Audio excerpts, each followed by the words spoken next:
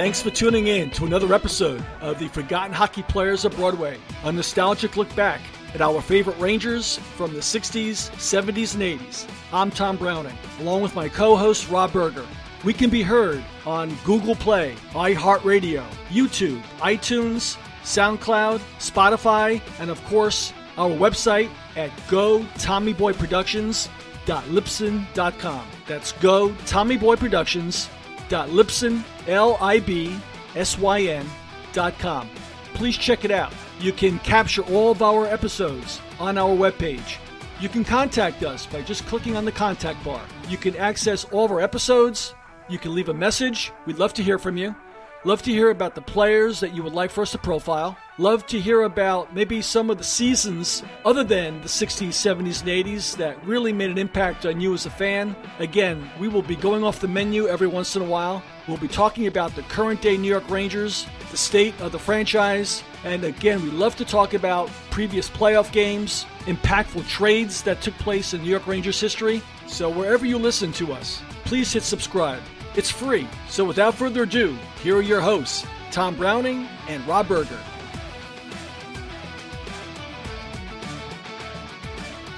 Welcome to another edition of the Forgotten Hockey Players of Broadway. I'm your host, Tom Browning, along with my great friend and co-host, Rob Berger. Rob, how you doing today, bud? Couldn't be better. Hockey is back. We're in the full swing of things. It's the middle of October. Ready to go. We are, and this show is going to be a little bit different. I hope you folks enjoyed the show on John Davidson a couple weeks ago. But today, Rob and I are going to touch a little bit on the training camp for the New York Rangers from a couple weeks back, as well as maybe touch on the first 3 games of the regular season. And Rob and I will share some thoughts on the goings-ons in the National Hockey League so far this early in the National Hockey League, the 2018-2019 NHL season. So, Rob, let's get started, I guess, on the Rangers training camp. What were some of your thoughts? Anybody stand out in your mind? Anything that really impressed or even disappointed you during the training camp for the New York Rangers? You know, I think for me right now, the biggest concern is who is this team? I mean, I understand they're in a rebuild, but it's not really a rebuild. Are they playing to win? Are they, they have a lot of big contracts on the team. Still, a bunch of guys over 30, especially on defense. I think the biggest disappointment for me so far is Kevin Shattenkirk, although some rumors have come out just as early as this morning talking about that he might move. But really, the season, falling from training camp, what a disappointing start to the year. Yeah, that's for sure. Could you elaborate on, because I didn't hear that rumor. I know that he's going to be benched tonight, and Quinn has been saying all the right things. Obviously, he's saying that it's basically just allow him to get his head right, get his body right. He's coming off major knee surgery, and that maybe he bit off a little bit too much too soon, and that it's not a, in quotes, healthy scratch situation. But what have you heard as far as this rumor about him being moved? Well, the rumor that and obviously it's not like here I am with some in-depth hockey sources, right? But just on the talk radio this morning up in Canada was the talk of Shattenkirk to Toronto for Nylander or some kind of package like that. Wow. Like a short-term rental or maybe even a 3-way trade because Toronto's in such a tough spot. Nylander's still not in camp. How they're going to pay all those guys up there, especially with the start that Matthews and Marner and all these guys are off to. I don't, how they're going to afford to even pay William Nylander. But the Rangers need to do something with Shattenkirk. Having him a healthy scratch surely isn't helping, but they still have that contract is very unmovable. Over $6.5 million for the next 3 seasons. He also has a no movement clause, so we'll have to approve a trade to anywhere. The only bright side for Shattenkirk is he's only 29, but still it's going to be hard to get him out of there. Having your highest paid defenseman as a healthy scratch in the 4th game of the season is a tough pill to swallow. I will drive Shattenkirk to Toronto if they can make that deal. Yeah, I mean, I think it would have to be more of a three-way trade because the contract or the Rangers would have to eat a big piece of that. But I think that the defense is the most concerning thing. If they move Shattenkirk, they'd have to move. Can they do it without moving a Brady Shea? I don't know. Almost half the Rangers cap is on defense right now, and it sure isn't playing like it. No, that's for sure. As a matter of fact, their strength as an organization, at least in Hartford, the minor leagues and junior hockey, is really on D. That's where they have the most promise, I think, going forward. But Shattenkirk, I was never a big believer in Shattenkirk. Even when they made that trade, to me, he's always been a power play specialist. If you look at his career with Dallas and St. Louis, he was never. I'm sorry, was it Dallas? It was St. Louis and was it Washington? Not St. Louis and Washington. Yeah, St. Louis and Washington. Yeah. He was never more than a second or third pair defenseman. He was never a first pair defenseman. But he was an outstanding or a good solid power play specialist. I never thought much about I never considered him a first pair defenseman. And when they signed him, that's all they talked about was having him play first pair of minutes. And I think he was exposed last year. Now, albeit he was hurt, but he has been atrocious. Nothing short of atrocious thus far this year. Well, yeah, not only has is he not a first pairing defenseman? I mean, he has yet to see the ice on a penalty kill. Yeah, which is for your top paid defenseman. That is unacceptable. Well, that tells you a little bit, Rob, I think, about the management of the New York Rangers. They have never been considered one of the top flight management groups in the National Hockey League. They really haven't. I think Gorton, I thought, had a lot of promise at one time. I think he's got a lot of selling to do to the fan base because I think his moves have been questionable. He's made some good. He's been okay with some of the moves he made, getting some prospects, but Glenn Sather, I think, has been a real big disappointment for the years that he's been running the show with the Rangers. And the scouting team that they have put in place, both the European scouts, North American scouts, I think, have been called to question some of their moves and some of their selections, and especially early on in the draft, the last couple of years with early round picks. But getting back to the training camp, I thought, Shattenkirk obviously did not distinguish himself. Brady Shea, he's got to pick up his game a little bit too. He's a big, strong kid, wonderful skater, but and he has the physical capability. Kind of reminds me of the defensive version of Chris Kreider.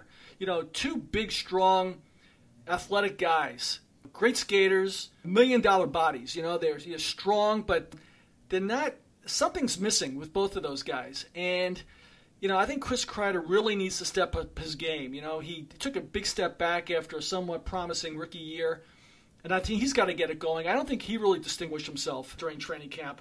I'll tell you the guys that really I thought played very, very well. Two of them, I think, are right now in the minor leagues. You got Lindgren, who came over in the Boston trade, a defenseman, and Hajek, who came over, I guess, from Tampa Bay. I thought they both had a very good training camp, and I think they will do a fine job in Hartford. But I thought McQuaid, I like the McQuaid trade, and I think he's been outstanding. And I think Brendan Smith has been outstanding also. I think if they had a Comeback Player of the Year award in the National Hockey League, and I don't think they do, Rob, right? I don't think they have that award, but no. If Brendan Smith, they have the Masterson for perseverance, right? But if Smith can maintain this level of play throughout the entire season, and if they don't jettison McQuaid at the trade deadline, which I would guess there's going to be a lot of teams wanting a guy like that on D for the playoffs contenders. Those two guys have really stood out. I think McQuaid is a tough, hard-nosed defenseman. I noticed a big difference on crease traffic or lack of crease traffic when he and Smith are out there in front of Lundqvist. I mean, we as Ranger fans have not seen that in the last couple of years. I mean, players have taken liberties with Lundqvist down low. McQuaid and Smith, I think, have done a fine job in limiting that traffic in front of Lundqvist. And I'm hoping that McQuaid can provide some leadership for some of the younger defensemen, like a Pionk and maybe the kids in the minor leagues who might get a cup of coffee with the team later on during the season, like a Lindgren or a Hajek or even O'Gara if he comes back. And again, he was a teammate of McQuaid last year with the Bruins before the Rangers got him. What are your thoughts on those two veterans that have thus far, early in the season as well as the training camp? Well, they've put a big burden on Adam McQuaid, and even though he's not he doesn't lead the Rangers in time on ice for defenseman. He's only averaging 18 minutes a game. When he's on the ice, he has spent the most time against the top line of the opponent in the first 3 games of the season. If you compare that to like a Shattenkirk, who spent most of his time against the second and third lines, even a little more on the third lines, but by far the majority of Adam McQuaid's time has been as a shutdown defenseman against the other team's top line. He's also, and the same goes for their team's top defenseman. So even though he's only averaging 18 minutes a game, he's doing it. His minutes count. In terms of Pionk, he's almost identical with the quality of defenseman he's going against, and really Brady Shea's leading the way in terms of the defensemen.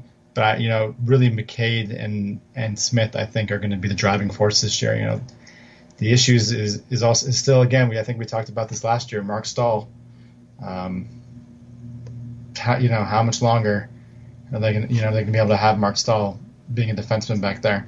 It's an albatross. I mean, we don't even talk about Stahl anymore. I mean, you see him play. His quality of ice time is just, it's not good. I mean, he's just not an effective player anymore. But I guess Ranger fans, we know the burden, the contractual burden that we have, and who's going to take on that contract? Nobody. It's almost, why do the Rangers get into these situations with contracts like a Stahl or like a Shattenkirk? I mean, these long-range contracts have been have decimated this club in the past. They have just put the team behind an 8-ball time after time. And again, you got to go back to the management team of Gordon and probably more so Sather, because this started long ago with some of the players that Sather brought in, and they keep on making the same mistakes and giving Stahl the contract after all the injuries he's had. And he's never been the greatest of athletes.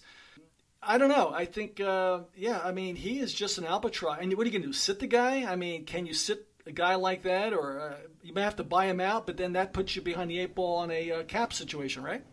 Oh, he's a huge cap hit. He's $5.7 million. He's 3 more years. He doesn't see any time on the power play. He's just, like you said, another huge contract. I mean, let's not forget there's $3.6 million this year going to Dan Girardi as well. Yeah. Another defenseman that the Rangers aren't in a spot yet. I think the defenseman we need to talk about is DeAngelo, and how many minutes he's going to get. Right now he's not seeing a lot of time on the ice. Is it? I'll be honest. I'd rather see him eat. I'd rather see him eat up some of Stahl's or Shattenkirk's minutes. I'm assuming we're going to see a lot more of DeAngelo tonight. Yep. With Shattenkirk not playing. Yeah, DeAngelo's had a good couple of games.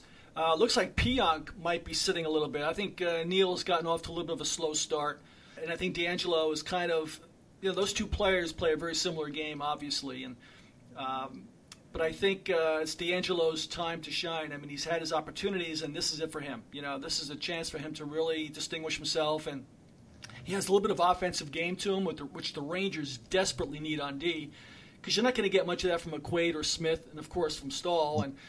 And while Shea's a very good skater and a big, strong guy, he doesn't have a very big shot, and he doesn't have good hands. He's not a gifted offensive defenseman. So you need the Pionks and DeAngelos to step up and command the power play and score some goals from the point, and hopefully he can do that.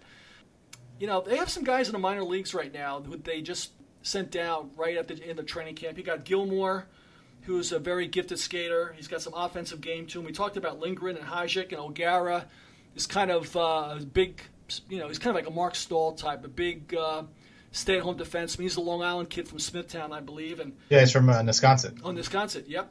And you got Sean Day. I think Sean Day is an intriguing talent.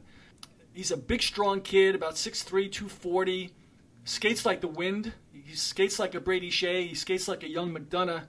and he's got a tremendous amount of offensive upside. They say the issue with Sean Day has been his coachability and maybe his attitude. He's playing for Hartford now. He's been playing there for the last couple of years, and I think he could have the most potential, offensive potential, of some of the younger Ranger defensemen.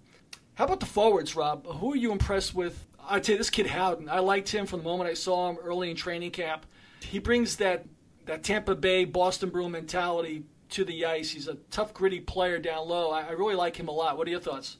Yeah. I mean, Brett Howden, he's only 20 years old. Yep.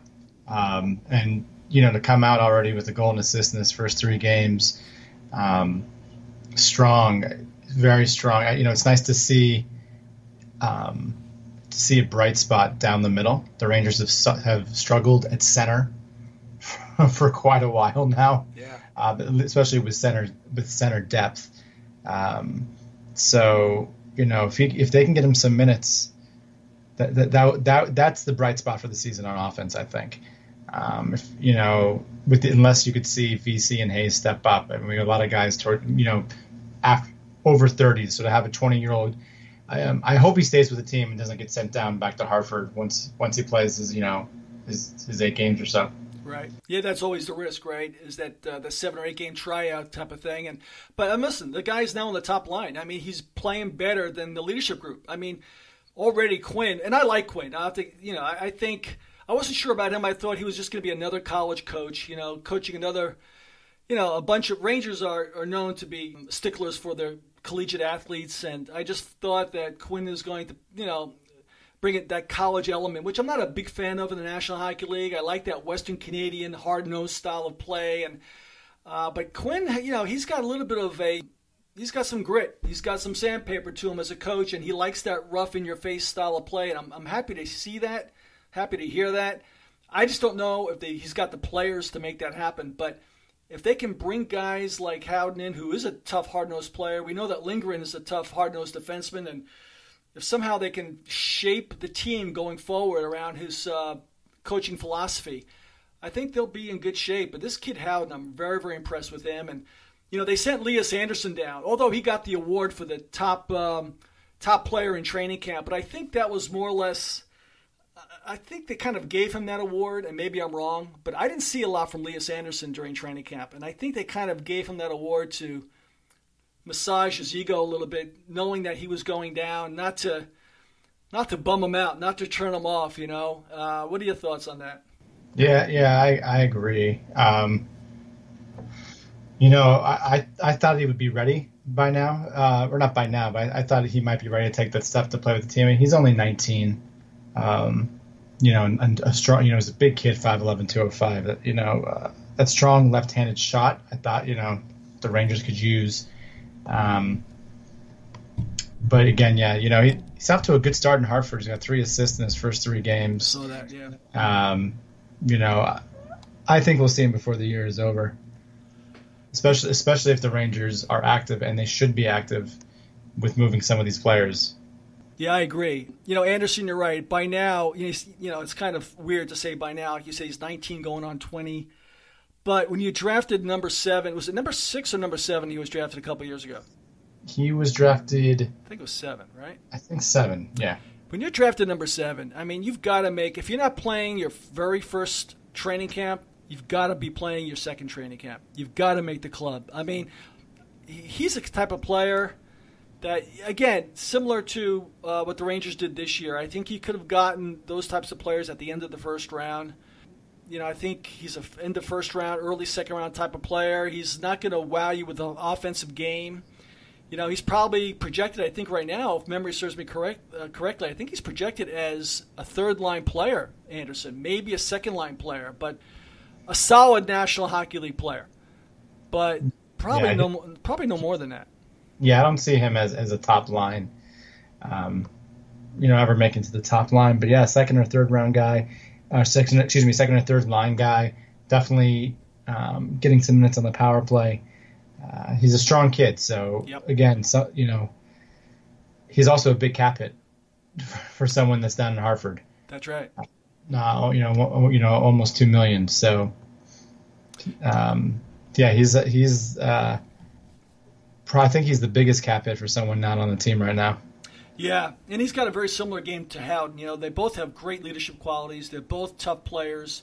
Howden is not going to be a 30, 35 goal scorer, but he's going to be a tough captain-like player.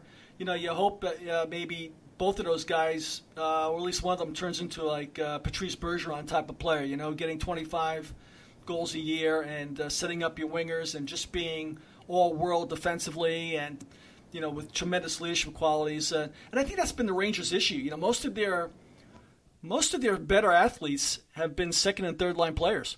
Yeah, yes, definitely over the last few years. I know that's one of the problems. Is they have these, strong athletes on the second and third line, but not necessarily scoring goals. Right. As we've seen from the past 7-8 years of the NHL, that's the key to all the winning teams, whether it be the Kings, the Blackhawks, the Penguins, getting that secondary scoring. Is where it's at. And to tell the truth, right now the Rangers are barely getting that primary scoring. Yeah, you need superstars. I think you need superstars in this league. You really do. You need to win Stanley Cups. You need that one or two snipers, and then you build around them with the likes of the guys that we just talked about. The tough, hard-nosed second and third line guys. But I don't think you can win a Stanley Cup with just grinders and good two-way players in quotes. You need the offensive elite players, and the Rangers still don't have anybody like that either on the team right now. I mean, Zibanejad was supposedly going to bring that to the Rangers, but the more I see of this guy, I don't think it's not happening with the Rangers. I mean, he's disappeared through long stretches the first 3 games already this year, as has Kreider.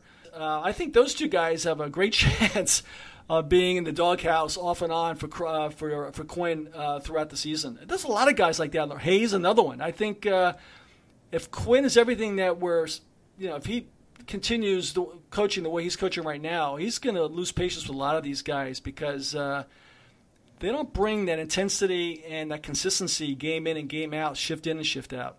Yeah, and he's leaning hard on Zibanejad. He's already played. He's playing 21 minutes a night. Last year he had 27 goals, but that was a career best. He's only 25.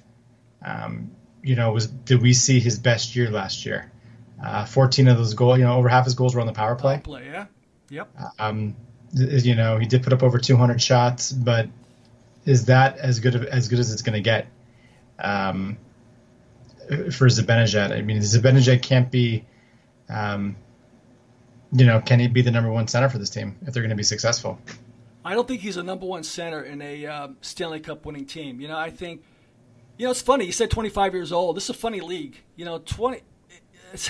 It sounds strange to say it, but if you haven't reached superstardom in the National Hockey League by 25, you're probably not going to reach it. If you look at all the great goal scorers, the elite athletes in the National Hockey League, they've become just that by the time they're 21, 22, 23 years old. I don't think there's that many athletes that have been late bloomers, if you will, who've become stars at the age of 26, 27. Maybe you can, refresh my memory, but not in today's game anyway. No. Considering we've had almost a decade straight of successful drafts where everybody's successful early, it's pretty rare to see a player bloom late in his career. 26 is late in the career at this point. That's true. That's very true. Some players, might get rejuvenated. You look at Dustin Brown last year scoring 30 goals. He bounced back later in his career, but I think that's an anomaly. Yeah, that's true. And if you look at some of the other players in Hartford that have some potential offensively, is Ty Ronning. Remember his dad, Cliff Ronning, was a great goal scorer with Vancouver and a few other clubs in the National Hockey League, and he's built just like his dad. He was a goal-scoring beast in junior hockey. So, he's down in Hartford right now. Maybe at some point in time he can, take it up a notch and become a goal-scoring threat with the Rangers on the wing. And then you've got Tim Gettinger, and that's probably Ronnie and Gettinger are probably the two most gifted forward offensive players in the Rangers minor leagues right now. And then, of course, you got the kids over in Russia who bring some potential. But, the guys in the club right now, Buchnevich, we talked about Zibanejad, Kreider, they're just not. I just don't think they're the answer as far as the elite goal scorers go. And after that, you're not going to get it from Zuccarello. You're not going to get it from Hayes. So there isn't Spooner. Spooner is just what he is. He is what he was with the Bruins. He's a nifty player. He's got some, great playmaking ability. He's a fast skater, but he is what he was with the Bruins. And I think that's. What are your thoughts? Anyone else that you think that can rise to the occasion and provide some offense the way the club is built right now? Yeah, I think you hit them all on the head. Ronning, I think there's a chance we might see him next year. He'll at least come up to camp. He's got this year will be his first real full season in Hartford. He played a few games last year and a dozen or so games the year before, but this will be his first full go ahead in Hartford, and same with Gettinger, who as of right now, he's off to a great start in Hartford, already has a couple of goals, but this was his first time up in the AHL, coming from the Sioux, where he was also a big goal scorer, 30 goals the past couple of years in the OHL. Yep. But really, those are some of the guys that, along with Andersson, are going to be the goal scorers to go to, at least in the next couple of years. Notice we haven't mentioned Chytil or Nemestikov yet. Chytil, I think, I'm wondering if he could use some more seasoning down in Hartford. He hasn't been terrible. He's been okay. I think I'm just wondering if maybe he could use some time along with his buddy Andersson down in Hartford together. And Nemestikov, I think, he's not playing with the first line of Tampa anymore. He's the guy that probably should be moved by the trade deadline, if not sooner, for some chips later on. Yeah, I don't understand the point of keeping Chytil up with the club if he's only going to be playing 13 minutes a night. Right. Let him. He's only 19. Let him get more quality minutes. Let him dominate down in Hartford. Let him dominate in the AHL instead of just playing, third line minutes with the big club. Almost seems like they're trying to justify a little bit. Management is that they made the right choice. You wonder if they're really looking out for the best interest of the kid right now. He needs to grow into his body. He's a tall, lanky kid, but I don't think he's, from a strength. He's not NHL strong right now. He needs to really gain more bulk and more muscle, I think. And I think he can do that down in Hartford with Andersson and some of the other kids that, around his same age. But you're right. If you're only going to play 13 minutes, then you should consider him, having him play 25 minutes down in Hartford. And he hasn't seen the ice on special teams at all. Right. Since he's been here, so he's not getting the experience he needs. I'm not as much of a skeptic as you are, but maybe you're right that this is just management justifying. But Chytil needs more minutes. Yeah, without a doubt. How about the goaltending situation? Were you surprised at all with the backup goalie? Rough first game, but I thought he distinguished himself last year. I thought he played outstanding last year. I think he'll be fine, when he gets more playing time. Tokarski, I think some people were surprised that he didn't get the nod because he has some NHL experience. And we talked about Pavel. I talked about Pavel last time. I thought Pavel did a fine job as a backup for the Rangers last year. I'm surprised they let him go, and I don't even think he's even found a job yet. I think he's still out there. Yeah, I'll have to disagree with you on that. I think Pavel's is horrible. And statistically, he's over the last 3 seasons, he's one of the worst goalies in the NHL. Well, you mentioned that. I remember you saying that when they got him last year. We talked about that. But I thought his season with the Rangers was pretty decent, no? Not particularly. But nonetheless, that they really let Georgiev out to dry, hang out to dry against Carolina. Wow. He got to allow 7 goals against the red hot Carolina Hurricanes. Yeah. I'm not too surprised. It's early. Tokarski is I know Rangers fans have memories from going back to 2014, but he's a 10-game tops player. Right. Really, when you think about it, you might as well give minutes to Georgiev. I agree. Because at this point, we're going to pencil Lundqvist in for 65 games this year, 60 games. He's only 22. Let's see what he has. No, I agree. I like Georgiev. I really, really do. And you got Shesterkin in KHL. I think he's obviously the goalie of the future. Although Georgiev, he could have a say about that. If Georgiev, plays well again as in the backup role, I don't think he's the type of guy. I heard he's very competitive. He's very athletic, and he doesn't seem to be the type of guy that's just going to genuflect when Shesterkin gets in from the KHL. So I think the Rangers are pretty well set up in goal as far as their future goes. Lundqvist, again, we've talked about this ad nauseum. I think, is he going to get sick of losing? Will he be more mentally tired than physically tired by the time he reaches the 50th game that he plays sometime in late January, early February? And, will he then change his view about maybe moving to a cup contender? And can we get some assets for him? And I think, we're projecting obviously way out front here. But you got to look at the guys that I think are in play. If you don't want to count Lundqvist, you got to look at Hayes, Zuccarello, maybe McQuaid. Unfortunately, but I think he would probably bring back a nice little bunch of assets if a Stanley Cup contender needs a guy like him. Maybe even Kreider. If Kreider doesn't start delivering on a consistent basis and using his size and strength, I could see him possibly being involved in a trade down the line. Maybe Zibanejad if he doesn't do well. And, Stahl's an outlier. I don't know who would accept his contract. What are your thoughts about that? I think Hayes has a big number. But he's a UFA at the end of the year, which makes him very movable. Zuccarello is unrestricted at the end of the year. Kreider still has a couple years left. But I think Hayes, the Rangers will have to eat some of that contract, but teams will be looking for depth at center come trade deadline for teams looking to make the playoffs. Yep. Hayes is the guy to move. He's only 26. Although it's over $5 million, so you'll have to go somewhere with cap room. But yeah, the Rangers can't hold on to all these old guys. They have to find someone to take them. I prefer them to move some of these defensemen. Coincidentally, Adam McQuaid's probably a guy they should save, although he is also unrestricted at the end of the year. I agree. But he's performed the best, I think, so far.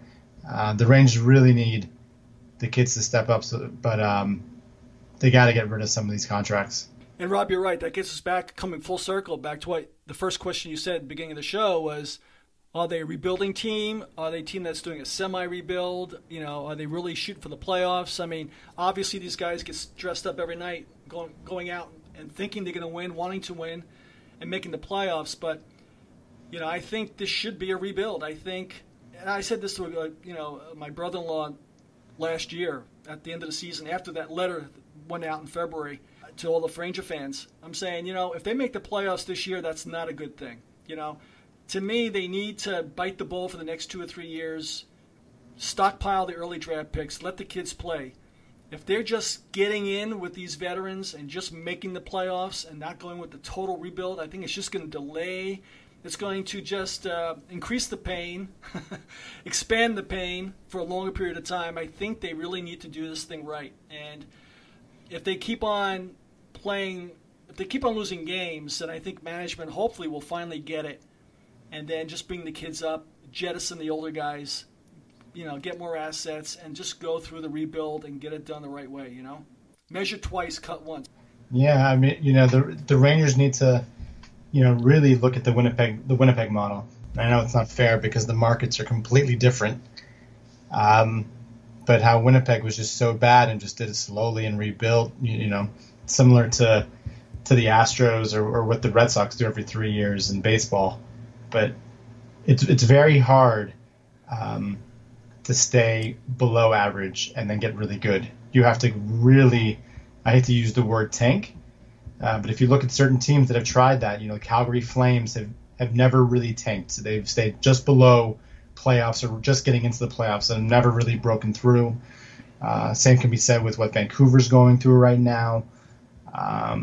You look at a team out east. If you look at Buffalo, Buffalo is a team that's full of youth, still has 3 first-round draft picks in this upcoming draft. So amazing.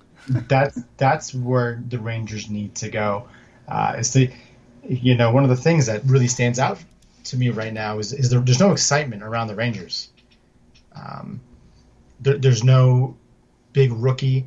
There's no superstar. I mean, really, the biggest name on the Rangers is Lundqvist, and he's on the back nine, probably the back three holes of his career. So the Rangers need to do something to get us excited. There's no reason for me to believe that the Rangers will be a playoff team next year or the year after at this point. I agree. There's no Barkley. There's no Aaron Judge from a couple seasons ago. You're totally right. There's nothing for the fans to get really, really excited about. There isn't a young Derek Jeter, face of the franchise per se, that you can point to and say, this is the guy that's going to be the face of the club for the next 10, 15 years, who's going to be, a gold jacket Hall of Famer. I don't know what color jackets they wear in the NHL when they go to the Hall of Fame, but there isn't anybody like that. There isn't no Brian Chartier or Potvin or Bassi or Tavares or Matthews. There isn't anybody like that, not even close, and that's what you need. And I agree. I think the next 2 or 3 years needs to be a struggle. They need to acquire draft picks, early round draft picks, and they need to get it right. They need to draft the right guys. I know Hughes is the big guy this upcoming year and upcoming draft, and they need to, like you say, you don't want to tank it, but you can get some pretty good assets. You get some pretty good early round picks next couple of years. You don't necessarily have to get the first selection to build a good quality, a great team. And, I hope that's what they do. And just wrapping up, Rob, what's your quick take on the season so far? You got a couple teams like Toronto. Chicago's started out pretty well. The Ducks have done really well. And what are your thoughts on the beginning of the season thus far? Yeah, Toronto. My goodness. Austin Matthews is just out, 7 goals, and Tavares' 6 goals is just remarkable. I think Morgan Riley is going to have a huge year. He's got 8 assists, leaving 10 points, leading all defensemen in the NHL by a large margin. I think they'll sustain it. We'll see when they start playing more games against Tampa Bay and Boston.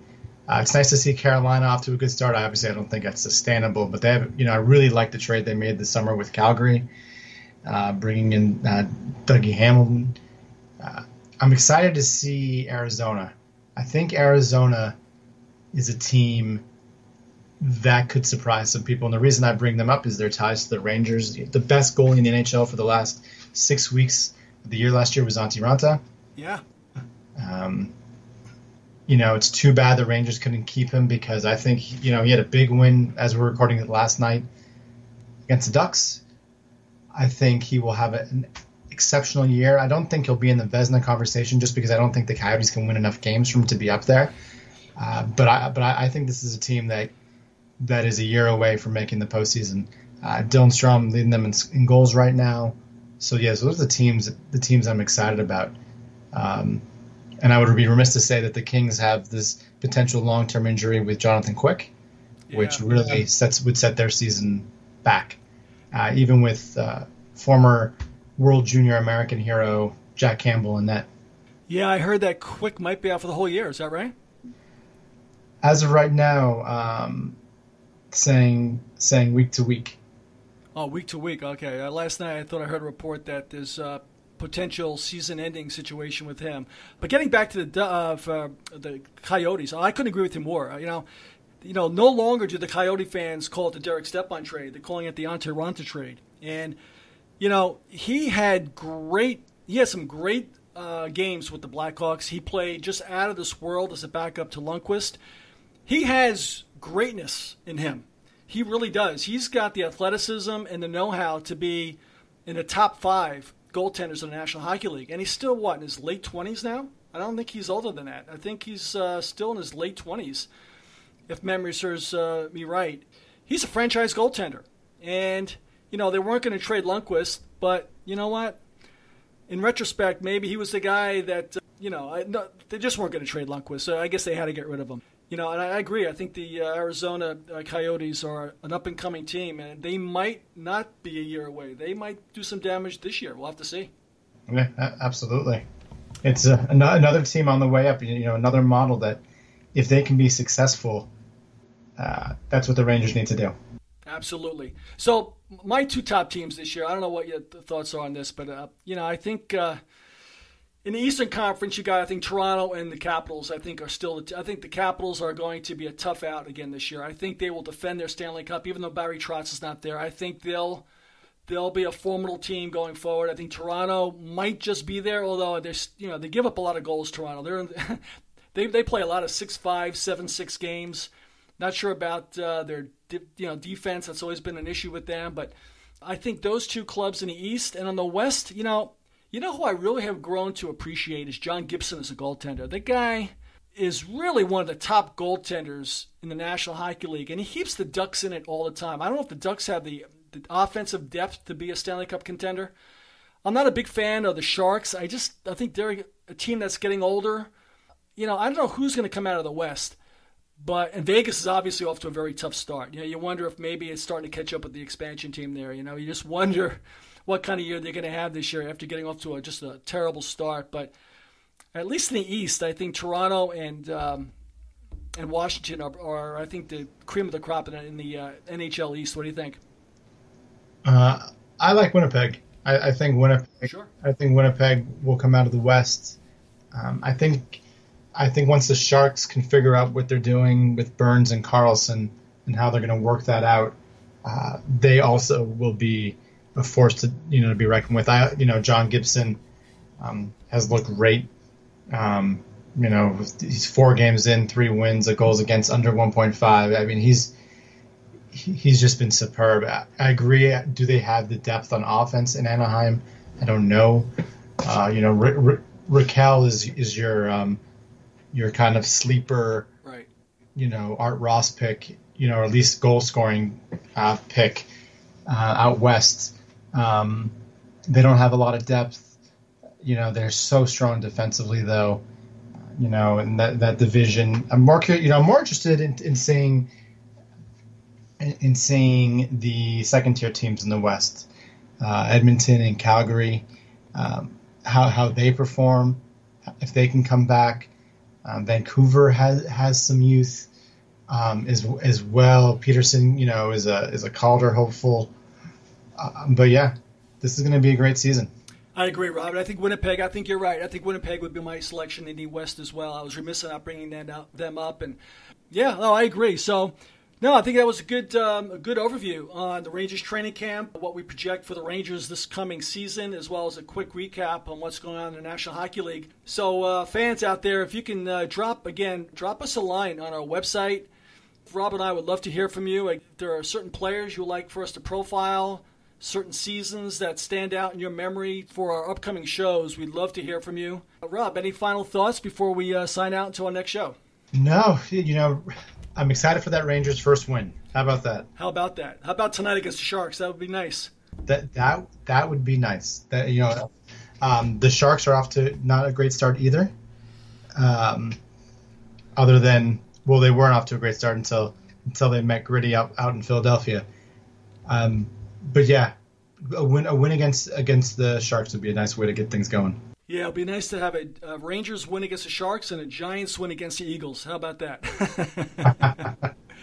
Let's talk about only one poorly performing New York franchise at a time. Great point.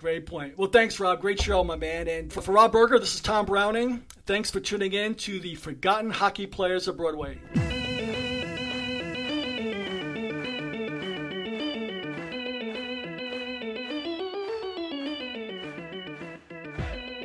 Thank you for listening. This has been a Go Tommy Boy production.